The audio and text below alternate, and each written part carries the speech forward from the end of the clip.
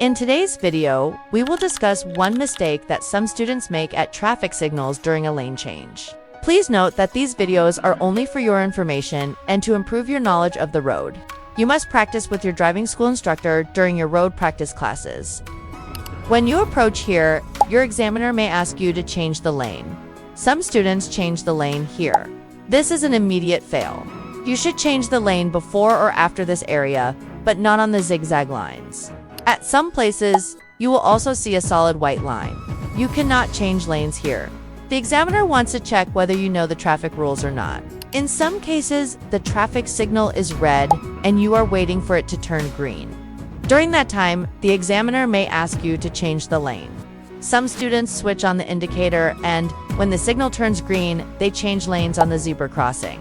This is an immediate fail. During your practice classes, ask your instructor, what is the meaning of these zigzag lines?